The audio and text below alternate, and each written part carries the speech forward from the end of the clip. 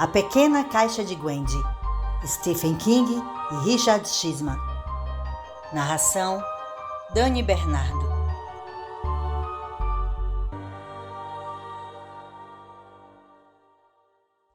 Capítulo 17. Gwendy aperta os olhos contra o sol de maio quando solta a bicicleta de uma árvore próxima. Nunca passou pela cabeça dela que o VFW não teria um bicicletário. Por outro lado, quantos veteranos andavam por Castle Rock de bicicleta? Ela bate a mão no bolso para ter certeza de que o envelope ainda está em segurança. Depois monta na bicicleta e sai pedalando. Na metade do estacionamento, vê Frank Stone e Jimmy Sainz verificando portas de carros e espiando pelas janelas. Alguma pessoa azarada sairia da feira de moedas e selos e encontraria o carro revirado. Gwendy pedala mais rápido, torcendo para passar despercebida, mas não tem tanta sorte. Ei, peitinhos de mel! Grita Frank atrás dela, correndo para bloquear a saída do estacionamento. Ele balança os braços. Opa, opa, opa! Gwendy para na frente dele. Me deixa em paz, Frank. Ele demora um momento para recuperar o fôlego. Eu só queria fazer uma pergunta, mais de nada. Então pergunta e sai da minha frente. Ela olha em volta, procurando uma rota de fuga. Jimmy sai e surge de trás de um carro estacionado. Para do outro lado dela com os braços cruzados. Ele olha para Frank. Peitinhos de mel, é? Frank sorri. Foi sobre ela que eu falei. Ele chega mais perto de Gwendy e passa um dedo pela perna da garota. Ela dá um tapa na mão dele. Faz sua pergunta e sai da minha frente. Ei, não fica assim, diz ele. Eu só queria saber como é seu cu. Sempre foi tão apertadinho. Deve ser até difícil cagar. Ele está tocando na perna dela de novo. Não só com o dedo, com a mão toda. Esses garotos estão te incomodando, senhorita Gwendy. Os três se viram. Lenny está parado ali. Cai fora, velho, ameaça Frank, dando um passo na direção dele. Não mesmo. Você está bem, Gwendy? Estou bem agora. Ela se afasta e sai pedalando. Tenho que ir, senão vou chegar atrasado para o almoço. Valeu. Eles a veem se afastar. E Frank e Jimmy se viram para Lenny. São 2 contra 1. Gostei disso, velho. Lenny enfia a mão no bolso da calça e pega um canivete. Na lateral prateada estão gravadas as únicas palavras de latim que aqueles garotos entendem. Semper Fi. A mão retorcida faz um truque ágil e, pronto, tem uma lâmina de 15 centímetros cintilando no sol. Agora são 2 contra 2. Frank sai correndo pelo estacionamento, com Jimmy logo atrás.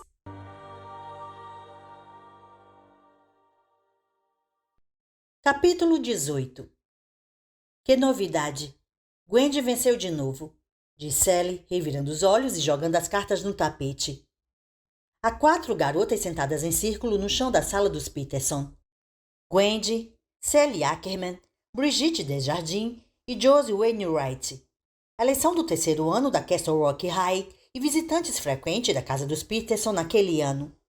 Já repararam? Diz Josie, franzindo o rosto. Gwendy não perde nunca, em nada. Sally continua. Tem as melhores notas da escola. É a melhor atleta. É a garota mais bonita e é imbatível nas cartas. Ah, parem com isso, pede Gwendy, recolhendo as cartas. É a vez dela de embaralhar e distribuir. Não é verdade. Mas Gwendy sabe que é. E apesar de Josie estar troçando do jeito bobo de sempre, quem mais sonharia em ser a líder de uma banda chamada Gatinhas, ela também sabe que Sally não está de brincadeira. Sally está ficando cansada disso. Sally está ficando com inveja. Gwendy percebeu que aquilo estava virando um problema alguns meses antes. Sim, ela corre rápido. Talvez seja a corredora mais rápida do condado em idade escolar. Talvez do estado todo. Sério?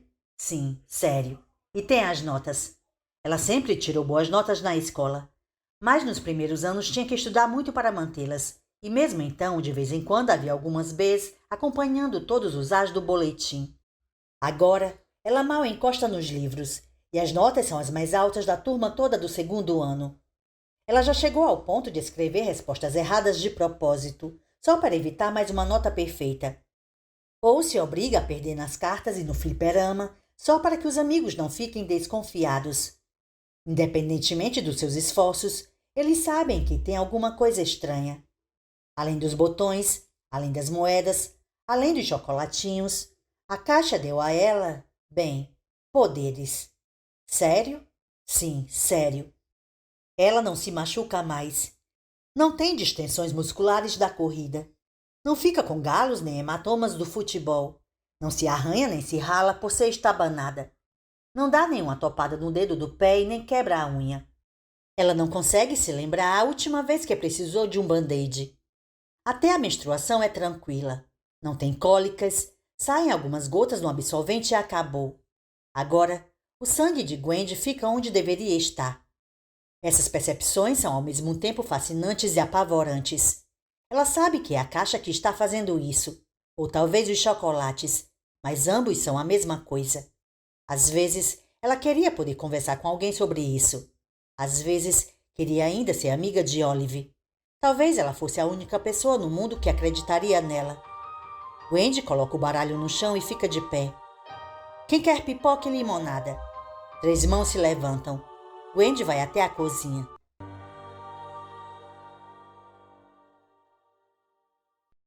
Capítulo 19. Há grandes mudanças na vida de Gwendy no outono e no inverno de 1978, a maioria boa. Finalmente tira a habilitação no final de setembro e, um mês depois, no 17º aniversário, seus pais a surpreendem com um Ford Fiesta pouco usado da loja onde a mãe dela trabalha. O carro é laranja e o rádio só funciona quando quer, mas nada disso importa para Gwendy. Ela ama o carro e cobre a traseira com adesivos de margaridas e cola um adesivo de para-choque dos anos 1960 dizendo chega de bombas. Ela também consegue seu primeiro emprego de verdade. O dinheiro que ganhou no passado foi por ficar de babá e varrer folhas secas do jardim, mas isso não conta como trabalho em uma lanchonete de drive-in 3 noites por semana. Ninguém fica surpreso de ela ser empenhada e conquistar uma promoção no 3º mês de trabalho. Ela também é escolhida como capitã da equipe de corrida da escola. Gwendy ainda pensa no Sr. Ferris e ainda se preocupa com a caixa de botões, mas não com a mesma intensidade de antes. Também ainda tranca a porta do quarto e tira a caixa do armário e puxa a alavanca para ganhar chocolates, mas não com tanta frequência quanto antes. Talvez 2 vezes por semana agora, no máximo. Na verdade, ela finalmente relaxou ao ponto em que uma tarde se pega pensando: você acha que pode acabar esquecendo um dia? Mas então encontra um artigo de jornal sobre uma liberação acidental de esporos de antraz em um estabelecimento soviético de armas biológicas que matou centenas de pessoas e ameaçou a região e sabe que nunca vai esquecer da caixa e do botão vermelho e da responsabilidade que assumiu. Que responsabilidade é essa exatamente? Ela não tem certeza, mas acha que pode ser só de impedir que as coisas, fujam do controle. Parece loucura, mas a sensação é essa. Perto do final do 2º ano, em março de 1979, Wendy está assistindo à cobertura do acidente nuclear em 3 Mile Island, na Pensilvânia. Ela fica obcecada, procura todas as notícias que consegue. Mas para determinar quanto perigo o acidente oferece às comunidades, às cidades e aos estados dos arredores. A ideia a preocupa. Ela decide que vai apertar o botão vermelho de novo se precisar, para fazer 3 Mile sumir. Só que John Nestal pesa na sua cabeça. Aquele babaca religioso maluco ia fazer aquilo de qualquer jeito ou foi ela quem o levou a agir?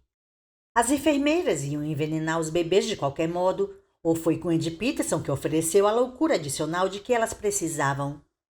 E se a caixa de botões for como a pata do macaco naquela história antiga do W. Jacobs?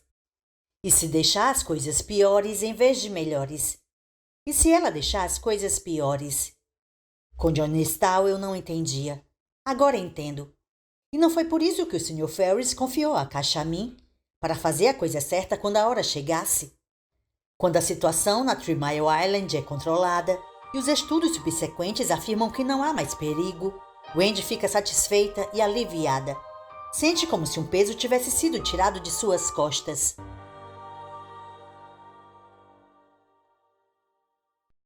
Capítulo 20. A primeira coisa em que Wendy repara quando entra na Castle Rock High naquela quinta-feira, no último dia de aula do ano letivo, são as expressões sérias nos rostos de vários professores e um grupo de garotas reunidas perto da porta do refeitório, muitas chorando. O que está acontecendo? Pergunta ela a Josie Wainwright no armário que as duas dividem. Como assim? Tem gente chorando no corredor. Todo mundo parece chateado. Ah, isso? Diz Josie, no mesmo tom descontraído de quem conversa sobre o que comeu no café da manhã. Uma garota se matou ontem à noite. Pulou da escadaria suicida. O corpo de Wendy fica gelado. Que garota? O que sai não passa de um sussurro, porque ela está com medo de já saber a resposta. Ela não sabe como sabe, mas sabe. Olive, Kepnes. O nome dela é Olive Kepnes. Era Olive Kepnes, diz Josie e começa a cantarolar a marcha fúnebre. Wendy tem vontade de bater nela, de dar um soco naquela cara sardenta, mas não consegue levantar os braços. Seu corpo todo está dormente. Depois de um momento, ela obriga as pernas a se mexerem e sai da escola para o carro. Dirige direto para casa e se tranca no quarto.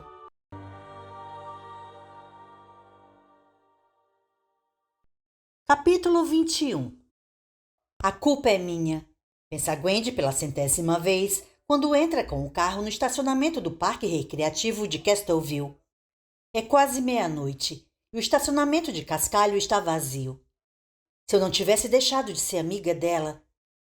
Ela disse para os pais que ia dormir na casa de Maggie Bean com algumas amigas da escola, para relembrar histórias sobre Olive e dar força umas para as outras na dor, e os pais acreditaram. Eles não perceberam que Wendy parou de andar com o grupo de Olive muito tempo atrás. A maioria das garotas com quem Wendy anda agora não reconheceria Olive se estivesse na frente dela. Além de um oi rápido no corredor da escola ou um encontro ocasional no supermercado, Wendy não falava com Olive havia 6 ou 7 meses. Elas acabaram fazendo as pazes depois da briga no quarto de Wendy, mas nada foi o mesmo depois daquele dia. E a verdade é que isso não foi nada demais para Wendy.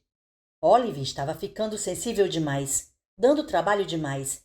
Simplesmente, Olive demais. É culpa minha, murmura Wendy quando sai do carro. Gostaria de acreditar que é só raiva adolescente, o que seu pai chama de complexo adolescente do tudo eu, mas não consegue. Não consegue deixar de lado a certeza de que se ela e Olive tivessem permanecido unidas, a garota ainda estaria viva. Não há lua no céu, e ela se esqueceu de levar uma lanterna, mas isso não importa. Wendy sai andando na escuridão com passos bruscos e segue para a escadaria suicida, sem saber o que vai fazer quando chegar lá.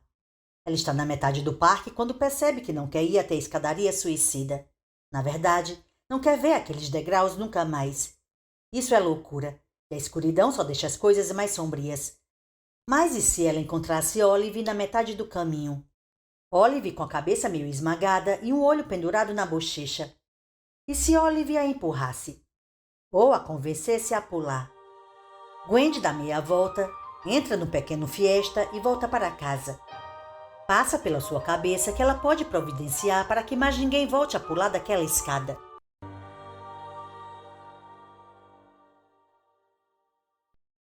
Capítulo 22. The Castle Rock Call. Edição de sábado, 26 de maio de 1979. Em algum momento entre 1 e 6 da manhã, nesta sexta-feira, dia 25 de maio, uma parte do canto nordeste do Parque Recreativo de Castleville foi destruída.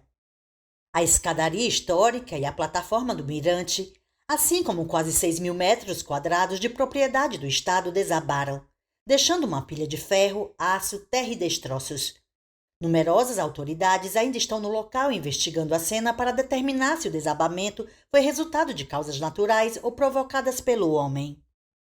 É muito estranho e está cedo demais para respostas, comentou o xerife de Castle Rock, Walt Bederman.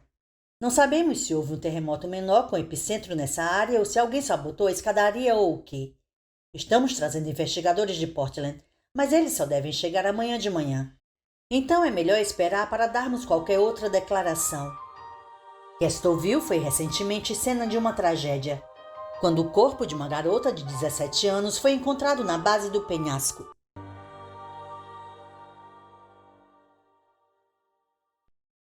Capítulo 23. Gwendy fica doente por vários dias depois disso. O senhor e a senhora Peterson acreditam que o luto está provocando a febre e o incômodo no estômago da filha. Mas Gwendy sabe que não é isso. É a caixa. É o preço que ela tem que pagar por ter apertado o botão vermelho. A garota consegue tomar banho e tirar a calça de moletom larga e a camiseta por tempo suficiente para ir ao enterro de Olive na manhã de segunda-feira, mas só com o estímulo da mãe. Se dependesse de Gwendy, ela não sairia mais do quarto. Talvez só lá pelos 24 anos. A igreja está lotada. A maioria da Castle Rock High School está lá, professores e alunos. Até Frank Stone apareceu, sentada em um banco nos fundos com um sorrisinho debochado. Gwendy odeia todos por terem ido. Nenhum deles gostava de Olive quando ela estava viva. Nenhum deles nem a conhecia. Ah, sim, como se eu conhecesse, pensa Gwendy. Mas pelo menos eu fiz alguma coisa. Tem isso. Mas ninguém vai pular daquela escadaria. Nunca mais. Ao andar do cemitério até o carro dos pais, quando a cerimônia acaba, alguém a chama. Ela se vira e vê o pai de Olive. O Sr. Kepnes é um homem baixo, de peito largo, com bochechas coradas e olhos gentis. Gwendy sempre adorou o pai de Olive e criou um laço especial com ele. Talvez porque um dia eles já compartilharam um fardo de estarem acima do peso. Ou talvez porque o Sr. Kepnes é uma das pessoas mais doces que Gwendy já conheceu. Ela se segurou bem durante a cerimônia fúnebre, mas agora, com o pai de Olive se aproximando, os braços esticados, Gwendy se descontrola e começa a chorar. Tudo bem, querida, diz o Sr. Kepnes, envolvendo-a em um abraço de urso. Está tudo bem. Gwendy balança a cabeça com veemência. Não está. O rosto dela está sujo de lágrimas e catarro. Ela limpa com a manga. Me escute. O Sr. Kepnes se inclina e faz com que Gwendy olhe para ele. É errado o pai estar consolando a amiga, ex-amiga, mas é exatamente isso que ele está fazendo. Tem que ficar bem. Sei que não parece agora, mas tem que ficar bem, entendeu? Gwendy assente e sussurra. Entendi. Ela só quer ir para casa. Você foi a melhor amiga dela neste mundo, Gwendy. Talvez em algumas semanas você possa vir nos visitar em casa. Podemos nos sentar, almoçar e conversar. Acho que Olive gostaria disso. É demais e Gwendy não aguenta. Ela se solta e corre para o carro, os pais pedindo desculpas e correndo atrás dela. Os últimos 2 dias de aula são cancelados por causa da tragédia. Gwendy passa a maior parte da semana seguinte no sofá da sala, embaixo de um cobertor. Ela tem muitos pesadelos. O pior é com um homem de paletó preto e chapéu preto, com moedas prateadas brilhantes no lugar dos olhos, e costuma acordar gritando. Ela tem medo do que pode dizer durante esses pesadelos. Tem medo de os pais ouvirem. Depois de um tempo, a febre passa e Gwendy volta ao mundo. Ela passa a maior parte das férias de verão trabalhando o máximo que pode na lanchonete. Quando não está trabalhando, está correndo nas ruas quentes de Castle Rock ou trancada num quarto ouvindo música. Qualquer coisa que mantenha a mente ocupada. A caixa de botões continua escondida no fundo do armário. Gwendy ainda pensa nela, caramba. Como pensa? Mas não quer saber mais dela. Nem dos chocolates, nem das moedas de prata e, mais do que tudo, nem dos malditos botões. Na maioria dos dias, ela odeia a caixa e tudo que a caixa faz lembrar. E às vezes imagina como poderia se livrar dela. Pensa em esmagá-la com um martelo ou enrolá-la em um cobertor e ir até o lixão. Mas ela sabe que não pode fazer isso. E se alguma outra pessoa encontrar? E se alguma outra pessoa apertar um daqueles botões? Ela a deixa no fundo do armário, criando teias de aranha e pegando poeira. E essa droga apodreça, pensa ela.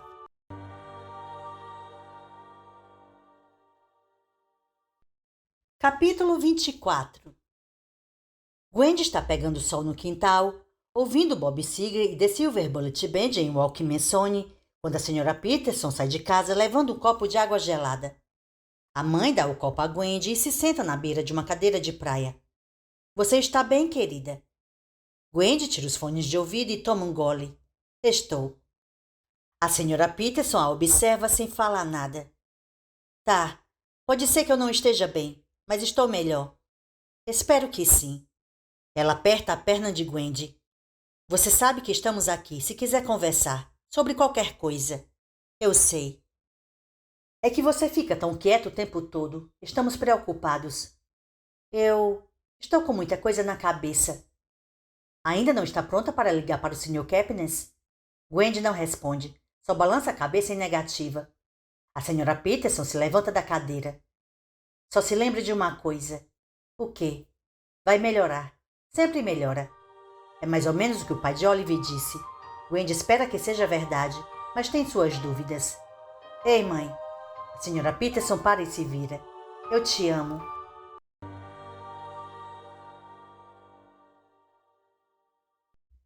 Capítulo 25. No fim das contas, o Sr. Kepnes estava enganado e a Sra. Peterson estava certa.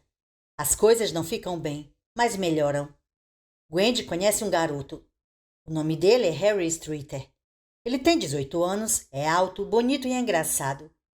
É novo em Castle Rock. A família se mudou para a cidade poucas semanas antes porque o pai dele foi transferido do trabalho e, se não é um caso genuíno de amor à primeira vista, chega bem perto.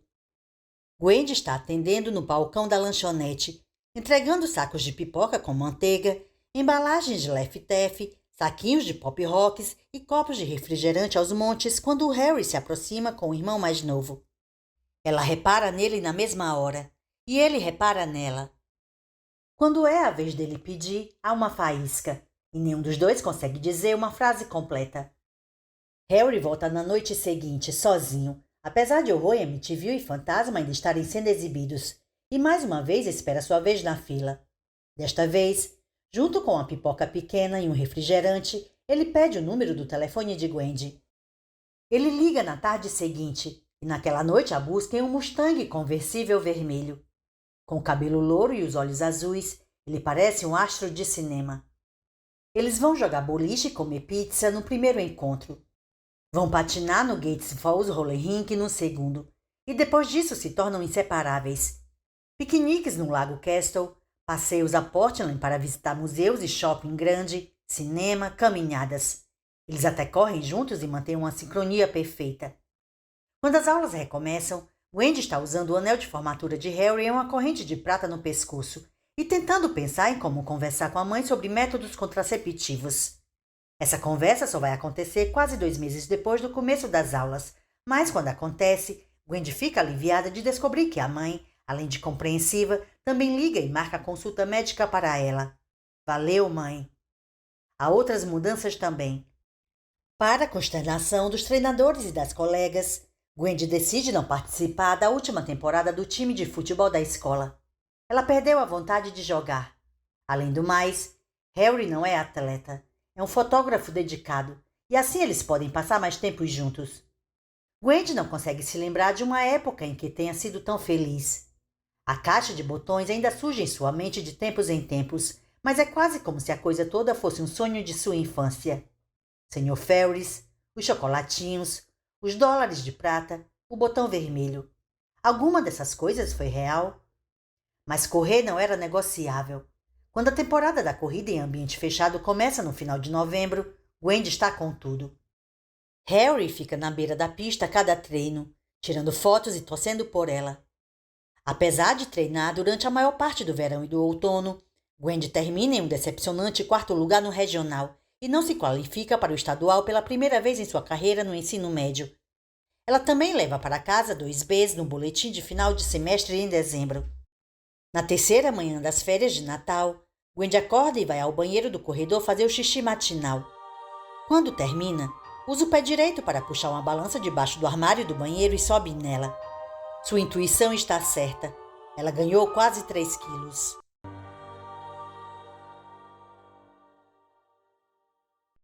Capítulo 26. O primeiro impulso de Wendy é correr até o quarto, trancar a porta e pegar a caixa de botões, para poder puxar a alavanca pequena e devorar um chocolatinho mágico. Ela quase consegue ouvir as vozes cantarolando em sua cabeça. Goodyear, Goodyear, Goodyear. Mas não faz isso. Ela fecha a tampa do vaso e se senta. Vamos ver. Eu fui mal na corrida. Tirei 2 Bs esse semestre. Um quase foi um C, mas seus pais não sabem disso. E ganhei peso. Quase 3 quilos. pela primeira vez em anos, e continuo mais feliz do que jamais estive. Não preciso mais dos chocolates, pensa ela. E o mais importante é que eu não quero. A noção faz sua cabeça cantar e seu coração voar. E Gwendy volta para o quarto com passos mais leves e um sorriso no rosto.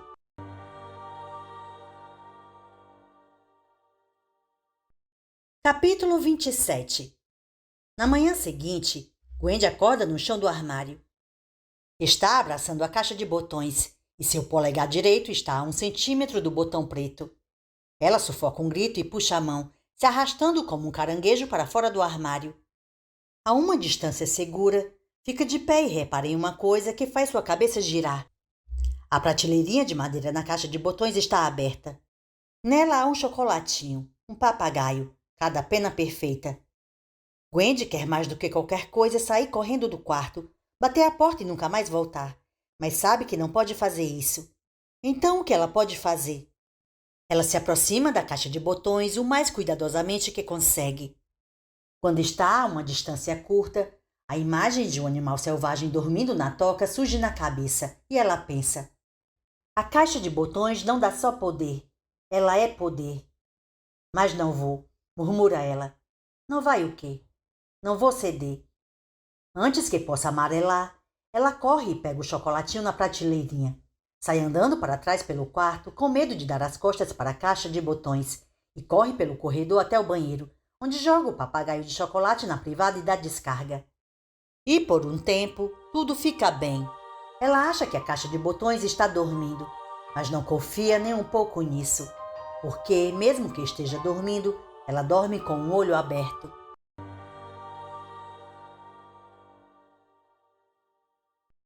Capítulo 28.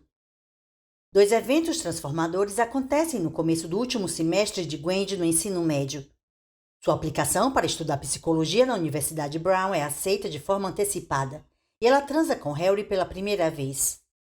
Houve vários alarmes falsos nos meses anteriores e Gwendy estava tomando a pílula durante todo aquele tempo, mas ela não se sentia pronta e o gentil Harry Streeter não a pressionou.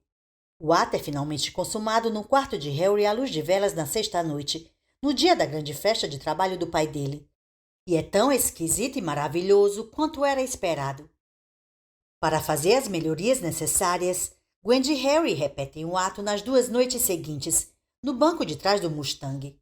É apertado lá atrás, mas só vai ficando melhor. Gwendy participa das corridas a céu aberto de novo quando chega a primavera e fica no top 3 nas 2 primeiras competições. Suas notas são atualmente A de cabo a rabo, embora em história ela esteja na zona de perigo com 91%. E ela não pisa em uma balança desde a semana anterior ao Natal. Não quer mais saber dessa besteira. Ela ainda tem pesadelos. O que tem um homem bem vestido com as moedas de prata nos olhos continua a ser o mais apavorante e sabe que a caixa de botões a quer de volta, mas tenta não ficar pensando nisso. Na maior parte dos dias ela consegue, graças a Harry e ao que ela pensa como sendo sua nova vida. Ela costuma fantasiar que o Sr. Ferris vai voltar para recuperar a posse da caixa de botões e a aliviada responsabilidade. Ou que a caixa vai acabar se esquecendo dela. Isso pode parecer besteira para alguém de fora, mas Gwendy passou a pensar na caixa como uma entidade viva. Só que a caixa não a esquece. Ela descobre isso em uma tarde fresca de primavera em abril, quando ela e Harry estão soltando pipa no campo de beisebol da Castle Rock High. Gwendy ficou nas nuvens quando ele apareceu na casa dela carregando a pipa. Ela repara em uma sombra pequena e escura perto das árvores que ficam no limite da propriedade da escola. Primeiro, acha que é algum animal. Um coelho ou talvez uma marmota. Mas quando chega mais perto e parece estar indo bem na direção deles, ela percebe que não é animal nenhum. É um chapéu. Harry está segurando o carretel de linha e olhando para a pipa vermelha, branca e azul, com os olhos arregalados e um sorriso no rosto. Ele não repara no chapéu preto indo na direção deles, não se movendo com o vento, mas contra. Não repara que o chapéu perde velocidade conforme vai se aproximando e que muda de repente de direção e faz um círculo completo em volta de sua namorada horrorizada. Quase como se estivesse dizendo: "Oi, é tão bom ver você." Antes de deslizar, e desaparecer atrás de uma arquibancada que acompanha a linha da terceira base. Ele não repara em nenhuma dessas coisas porque é uma linda tarde de primavera em Castle Rock e está soltando pipa com o amor de sua jovem vida ao lado. E tudo está perfeito.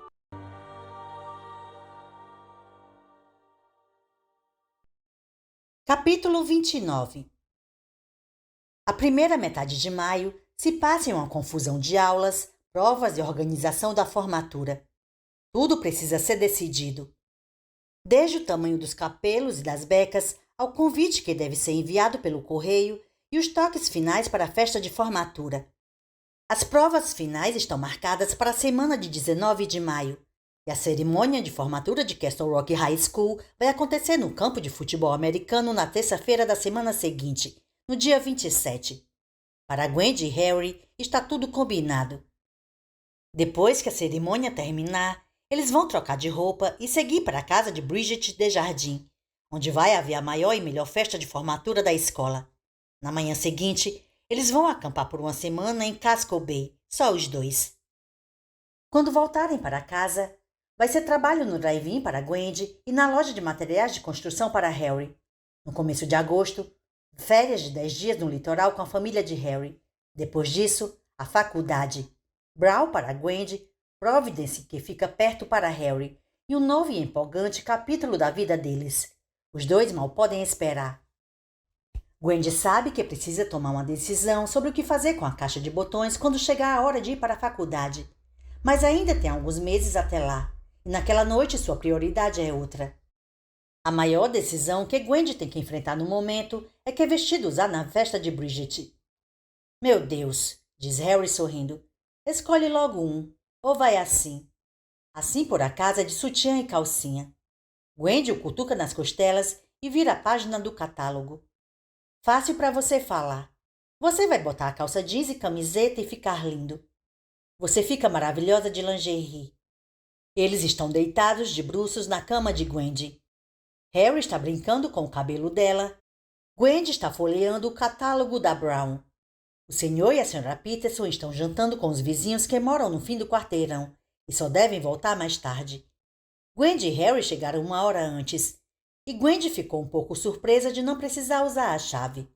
A porta da frente estava não só destrancada, mas ligeiramente entreaberta. Seu pai acha importante trancar a porta. Gosta de dizer que Castle Rock não é mais a cidadezinha de interior que já foi. Mas todo mundo esquece uma coisa ou outra, e seu pai não está ficando mais jovem. E com a festa de formatura na cabeça, sem mencionar os 30 minutos de paraíso na cama dela antes disso, nenhum dos dois repara nas lascas em volta da fechadura, nem nas marcas de abertura forçada. Para com isso, diz Harry. Você é de parar o trânsito. Não importa o que vai vestir. Só não consigo decidir se vou de tomara que caia elegante ou longo e esvoaçante com cara de verão. Ela joga o catálogo no chão e se levanta. Aqui, vou deixar você escolher. Ela anda até o armário, abre a porta e sente o cheiro dele antes de o ver. Cerveja, cigarro e suor. Ela começa a se virar e gritar por Harry, mas demora demais.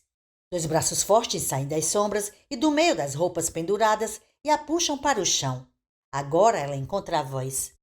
Harry! Ele já pulou da cama e está em movimento. Harry se joga no homem que atacou Gwen. E em um emaranhado de cabides e blusas, eles lutam no chão. Gwen se encosta na parede e fica atordoada de ver Frank Stone de calça camuflada, óculos escuros e camiseta, como se achasse que é um soldado numa missão secreta, rolando pelo chão do quarto com seu namorado. Isso é ruim, mas tem uma coisa pior. No chão do armário, em meio às roupas caídas, tem um monte de dólares de prata e a caixa de botões. Frank devia ter encontrado quando estava esperando que ela chegasse ou que Harry fosse embora. Ele apertou algum dos botões. A África sumiu, a Europa. Os 2 jovens se chocam com a mesa de cabeceira. Escovas de cabelo e maquiagem chovem neles. Os óculos de agente secreto de Frank saem voando. Harry é pelo menos 15 quilos mais pesado do que Frank e prende o merdinha magrelo contra o chão. Gwen, ele fala com perfeita calma. Ligue para a polícia. Peguei esse filho da pu... Mas é nessa hora que a coisa toda vai para o inferno. Frank é magrelo. Frank não tem muitos músculos, mas cobras também não têm. Ele se move como uma cobra agora. Primeiro se contorcendo, depois levando um joelho à virilha da cueca boxe de Harry. Harry solta um gemido de dor e cai para a frente. Frank solta uma das mãos, abre os dedos em V e enfia nos olhos de Harry. Harry grita, leva a mão ao rosto e cai de lado. Wendy se levanta a tempo de ver Frank indo para cima dela, segurando-a com uma das mãos e tentando tirar uma coisa do bolso da calça camuflada com a outra. Antes que possa tocar nela, Harry o derruba e eles rolam para o armário. Caem e puxam mais vestidos e saias e calças e blusas. E no começo, Wendy não consegue ver nada além de uma pilha de roupas que parece estar respirando. Uma mão aparece. Uma mão suja com uma tatuagem azul de teia nas costas. Tateia sem objetivo aparente, mas encontra a caixa de botões. Wendy tenta gritar, mas nada sai. Sua garganta está travada. A caixa desce com força. Uma vez, 2, 3 vezes. Na primeira vez que acerta a cabeça de Harry, o som é abafado pelas roupas. Na segunda, soa mais alto. Na terceira, a batida produz um estalo doentio, como de um galho partindo ao meio. E o canto da caixa está coberto de sangue e cabelo. As roupas oscilam e escorregam. Frank aparece, ainda segurando a caixa de botões com a mão tatuada. Está sorrindo. Atrás dele, ela vê Harry. Os olhos estão fechados e a boca aberta. Não sei o que é isso, gatinha, mas é ótimo para bater. Ela dispara e passa por ele. Ele não tenta impedi-la. Wendy fica de joelhos ao lado de Harry e levanta a cabeça dele com uma das mãos. Coloca a outra mão na frente do nariz e da boca do namorado, mas já sabe. A caixa era leve, mas por um tempo hoje se tornou pesada porque queria ficar pesada. Frankenstein a usou para esmagar o crânio de Harry Streeter. Não há respiração na palma da mão dela. Você matou ele! Seu filho da puta imundo! Você matou ele! Bom, talvez. Tanto faz. Ele não parece interessado no garoto morto. Seus olhos estão ocupados no corpo de Wendy. E ela percebe que ele é maluco. Uma caixa que pode destruir o mundo está nas mãos de um louco que acha que é um boina verde ou um fuzileiro naval ou algo assim. O que é essa coisa? Além de ser onde você guarda seus dólares de prata. Quanto eles valem, Gwen? E o que esses botões fazem? Ele toca no vermelho, depois no roxo. E quando seu polegar sujo vai na direção do preto, Gwen faz a única coisa em que consegue pensar. Só que não pensa, ela só age. O sutiã se fecha na frente e agora ela o abre. Você quer brincar com esses botões aí ou comigo? Frank sorri, expondo os dentes que levariam até um dentista experiente a fazer uma careta. Enfia a mão no bolso de novo e tira uma faca. Isso a faz se lembrar de Lane, só que não tem Sempify entalhado na dele. Vai pra cama, rainha do baile. Nem precisa tirar a calcinha. Quero cortar ela de você. Se ficar paradinha, pode ser que não corte o que tem embaixo. Ele mandou você? Pergunta a Gwendy. Ela está sentada no chão agora, as pernas encolhidas, escondendo os seios. Com sorte, uma olhada neles é o máximo que o filho da puta doente vai ter. O Sr. Ferris mandou você para pegar a caixa? Ele quer que você fique com ela? Embora as provas pareçam apontar para isso, é difícil de acreditar. Ele franze a testa. Senhor quem? Ferris. Paletó preto. Chapeuzinho preto que vai para onde quer. Não conheço nenhum senhor É nessa hora que ela pula, novamente sem pensar. Embora passe pela cabeça dela depois que a caixa talvez estivesse pensando por ela. Os olhos dele se arregalam, e aquela mão segurando a faca se projeta para a frente, enfiando-a no pé dela e saindo do outro lado em um jorro de sangue. Ela grita quando o calcanhar acerta o peito de Frank e o joga no armário. Ela pega a caixa e, apertando o botão vermelho, grita: apodreça no inferno.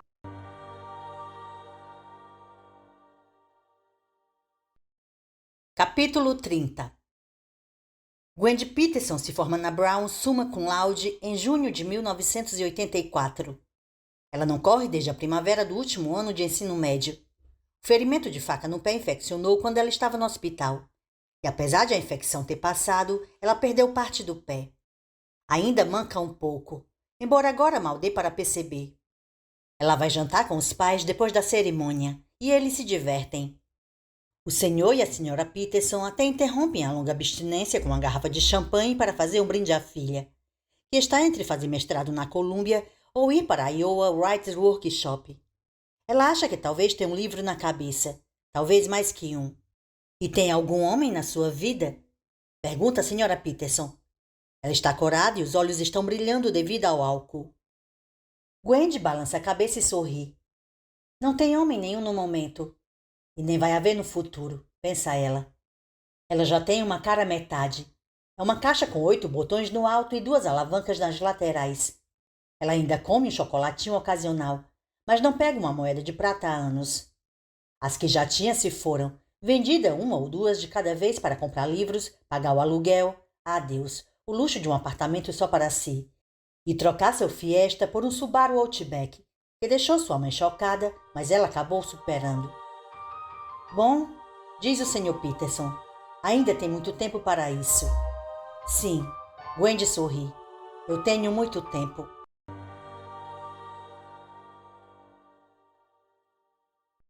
Capítulo 31.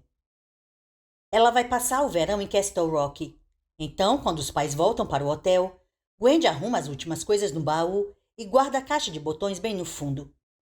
Durante seu tempo na Brown, ela guardou aquela porcaria em um cofre do Bank of Rhode Island, algo que desejava ter pensado em fazer antes, mas ela era criança quando ganhou a caixa. Criança, caramba! E o que as crianças sabem? As crianças guardam coisas valiosas em buracos embaixo de árvores ou atrás de pedras soltas em porões que podem ser inundados ou em armários. Em armários, meu Deus! Quando chegar a Colômbia ou a Iowa City, se o Writers Workshop a aceitar, a caixa vai para outro cofre, e por ela pode ficar lá para sempre. Ela decide comer uma fatia de bolo de café com um copo de leite antes de ir para a cama. Mas só chega até a sala, e lá fica paralisada.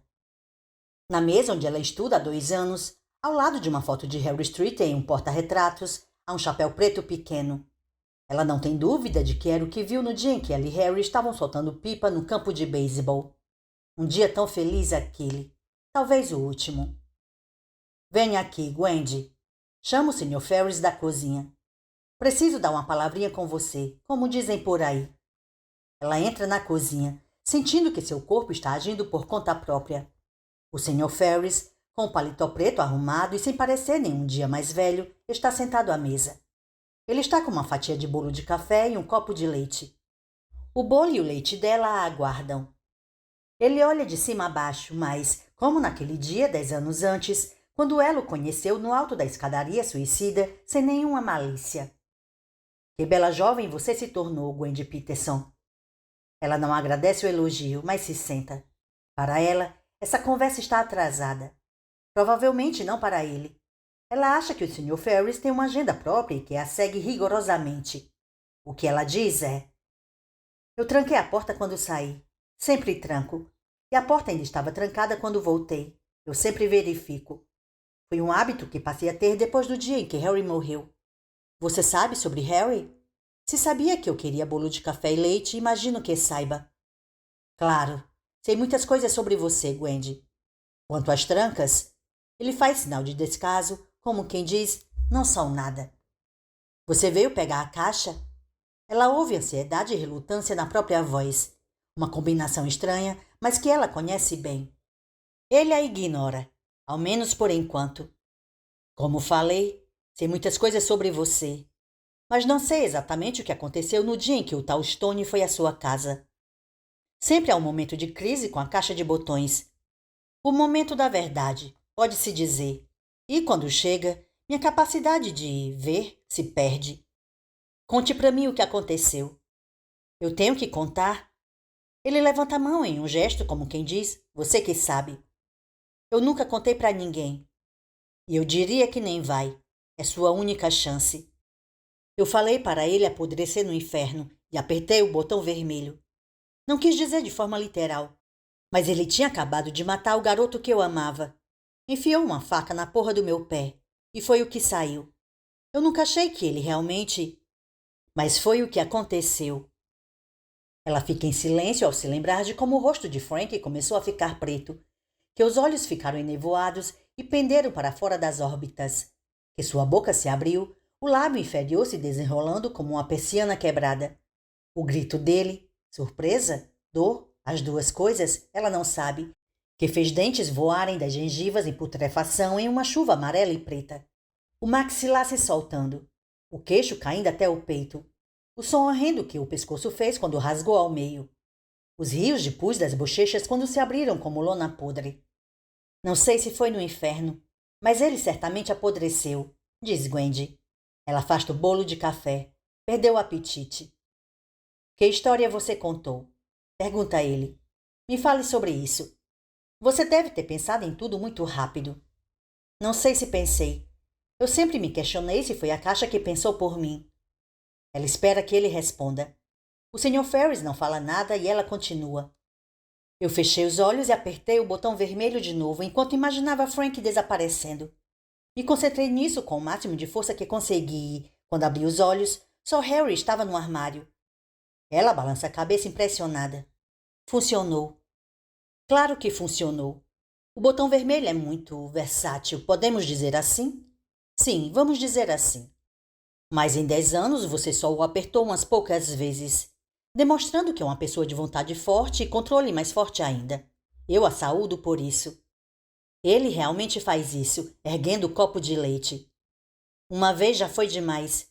Eu provoquei Jonestown. Você se dá crédito demais, diz ele rispidamente. Jim Jones provocou Jonestown. O dito referendo estava enlouquecido como um rato preso numa ratoeira. Paranoico, com fixação na mãe e cheio de arrogância fatal. Quanto à sua amiga Olive, sei que você sempre se sentiu um tanto responsável pelo suicídio dela, mas garanto que não foi o caso. Olive tinha questões. Essa era a palavra que você usava. Ela o encara, impressionada. Quanto da vida dela ele anda espionando, como um pervertido, Frank Stone, por exemplo, revirando sua gaveta de calcinhas. Uma dessas questões era o padrasto. Ele, como posso dizer, ele se metia com ela. Você está falando sério? Seríssimo. E você sabe a verdade sobre o jovem Sr. Stone? Ela sabe. A polícia atribuiu a ele pelo menos 4 outros estupros e 2 tentativas de estupro na área de Castle Rock. Talvez também o estupro e assassinato de uma garota em Cleves Mills. A polícia não tem provas sobre esse último, mas Gwendy tem certeza de que foi ele. Stone teve uma fixação em você durante anos, Gwendy, e teve exatamente o que mereceu. Ele foi responsável pela morte do seu Sr. Street, não a caixa de botões. Ela mal escuta isso. Está lembrando que costuma afastadamente, menos nos sonhos, quando não consegue. Eu disse para a polícia que Harry impediu que Frank me estuprasse, que eles lutaram, que Harry foi morto e Frank fugiu. Acho que ainda devem estar procurando por ele. Escondi a caixa na minha cômoda junto com as moedas. Pensei em sujar um dos meus sapatos de salto com sangue de Harry para explicar o golpe, mas não consegui. No final não importou. Eles só acharam que Frank levou a arma do crime quando fugiu. O Sr. Ferris assente.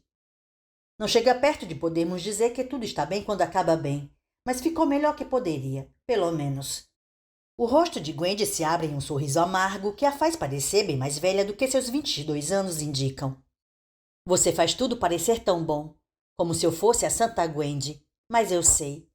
Se você não tivesse me dado a maldita caixa, as coisas teriam sido diferentes.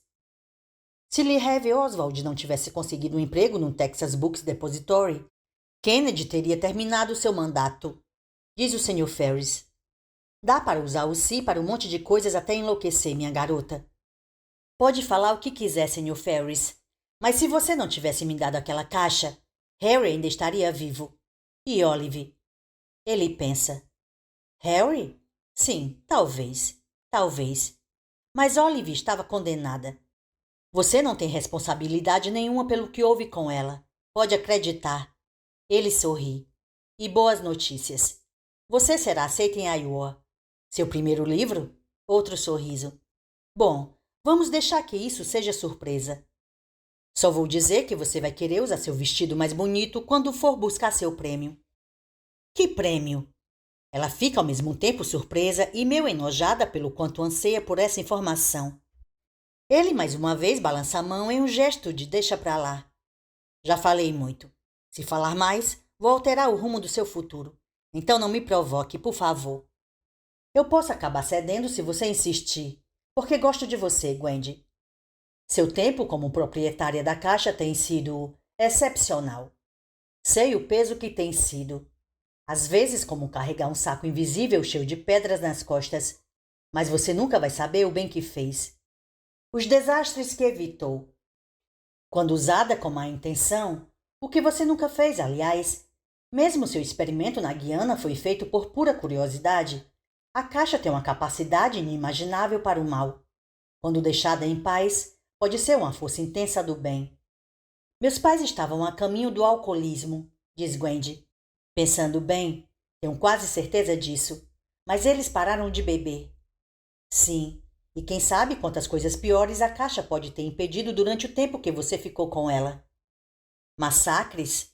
Uma bomba numa mala plantada na Grand Central Station? O assassinato de um líder que poderia ter gerado a Terceira Guerra Mundial? A caixa não impediu tudo. Nós dois lemos os jornais. Mas vou dizer uma coisa, Gwendy. Ele se inclina para a frente e olha nos olhos dela. Impediu muita coisa. Muita. E agora?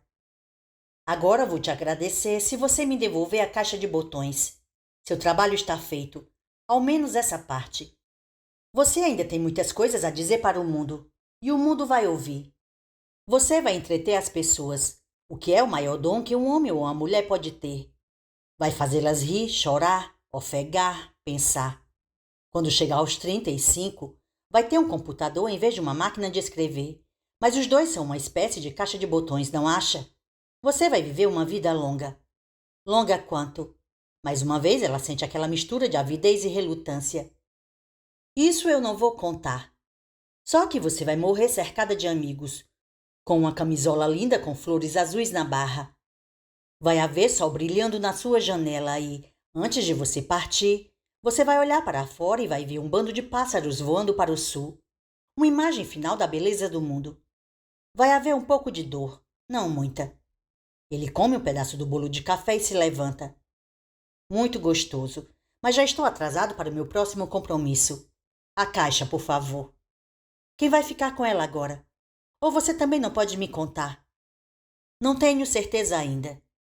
Estou de olho em um garoto numa cidadezinha chamada Pescadeiro, 1 hora ao sul de São Francisco. Você nunca vai conhecê-lo. Espero, Gwendy, que ele seja um guardião tão bom quanto você. Ele se inclina e beija o rosto dela. O toque dos lábios a deixa feliz, como os animais de chocolate sempre deixaram. Está no fundo do meu baú, diz Gwendy, no quarto. O baú não está trancado, se bem que acho que você não teria problemas mesmo que estivesse. Ela ri e fica séria em seguida. Eu só não quero tocar mais nela, nem olhar para ela, porque se tocasse... Ele está sorrindo, mas os olhos estão graves. Se você tocasse na caixa, talvez quisesse ficar com ela. Fique aqui, termine seu bolo, está muito gostoso. Ele deixa a cozinha.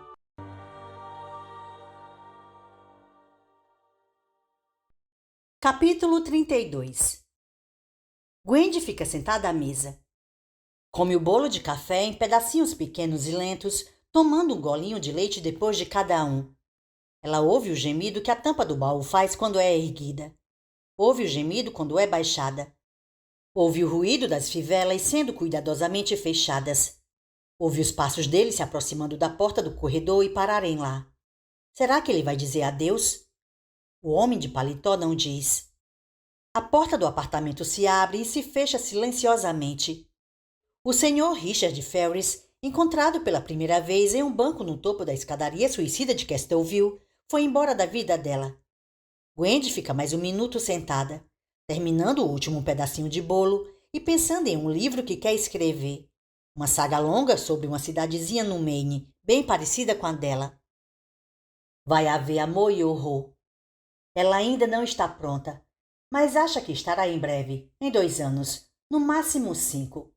Vai se sentar em frente à máquina de escrever, sua caixa de botões e começar a datilografar. Ela finalmente se levanta e vai para a sala. Seus passos são leves. Já se sente mais leve. O chapeuzinho preto não está mais na escrivaninha, mas ele deixou uma coisa para ela mesmo assim. $1 de prata Morgan de 1891. Ela pega a moeda e vira para lá e para cá, para que a superfície possa captar a luz. Em seguida, ri e a coloca no bolso. Fim do livro.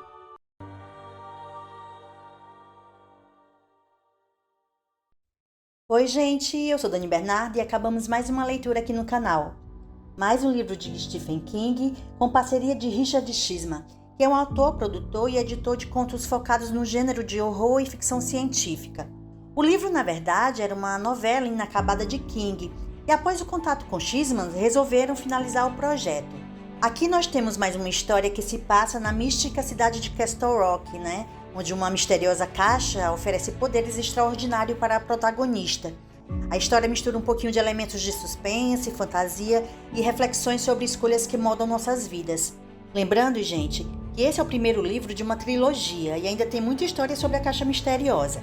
E se vocês quiserem, eu posso estar trazendo futuramente a leitura dos outros 2 livros aqui para o canal. Agora deixem aí nos comentários as impressões de vocês sobre essa leitura, se vocês gostaram, o que vocês fariam se tivesse uma caixa dessas.